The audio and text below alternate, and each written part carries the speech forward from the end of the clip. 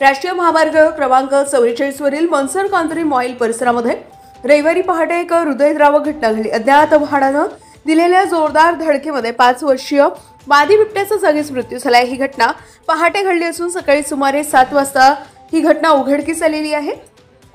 वन्यजीव संरक्षणाच्या नियमाबाबत गंभीर प्रश्न निर्माण करणारी घटना समजताच वनपरिक्षेत्र अधिकारी अनिल भगत यांनी तातडीनं पथकांसह घटनास्थळी धाव घेतली। बिबट्याच्या मृतदेहाचा पंचनामा आणि विच्छेदन करण्यात आलं असून वन विभागाच्या नियमानुसार अंत्यसंस्कार करण्याची प्रक्रिया सुरू असल्याचं त्यांनी सांगितलं। सदर घटना राष्ट्रीय महामार्गावरील वन्यजीवांसाठी असलेल्या धोक्यांचं पुनःप्रत्यय येतं। अनेकदा प्राण्यांच्या वावराच्या ठिकाणी वेगमर्यादा, साइन बोर्ड किंवा अंडरपास किंवा ओव्हरपास बांधण्यासाठी सूचना दिल्या जातात, मात्र त्याची प्रभावी अंमलबजावणी होताना दिसत नाही। ही घटना फक्त बिबट्याचा मृत्यू नव्हे तर वन्यजीवाच्या संरक्षणाच्या व्यवस्थेतील ढिसाळपणाचं प्रतीक आहे। स्थानिक प्रशासनाने या समस्येवर त्वरित उपाययोजना करावी अशी मागणी वन्यजीव प्रेमी व नागरिक करत आहेत।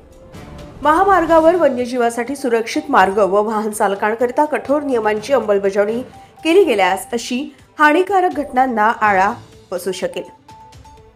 वन्यजीवांसाठी बनवलेल्या राष्ट्रीय उद्यानाच्या किंवा अभयारण्याच्या सीमा महामार्गालगत असल्यानं अशा दुर्घटना वारंवार घडत आहे। वन्यजीव व मानव यांच्यातील सहजीवनासाठी शासनानं प्रभावी उपाययोजना करण्याची आवश्यकता आहे। गजा महाराष्ट्र 24 न्यूज करिता रामटेकवरून आमचे प्रतिनिधी पंकज चौधरी, नागपूर।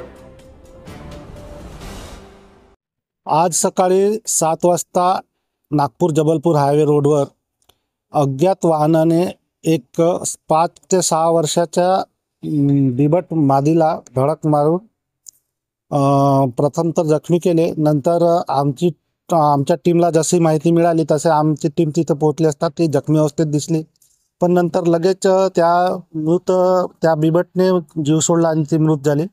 त्याच्या उत्तरीय तपासणी करता आम्ही त्याला रामटेक वन परिक्षेत्राच्या हद्दीत जिथे त्याचा पोस्टमॉर्टम करण्यात येणार आहे तिथे घेऊन आलेला आहे।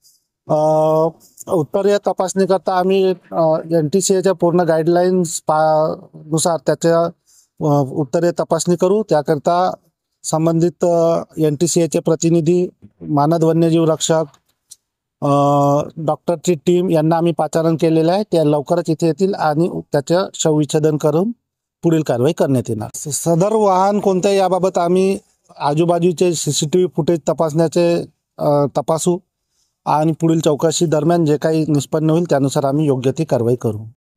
ताज्या घडामोडी आणि बातम्या जाणून घेण्यासाठी गरजा महाराष्ट्र 24 न्यूज या आपल्या YouTube चॅनलला सबस्क्राईब करा आणि बेल आयकॉन दाबायला विसरू नका, जेणेकरून आपला व्हिडिओ आल्याची ताजी खबर तुम्हाला ताबडतोब मिळेल।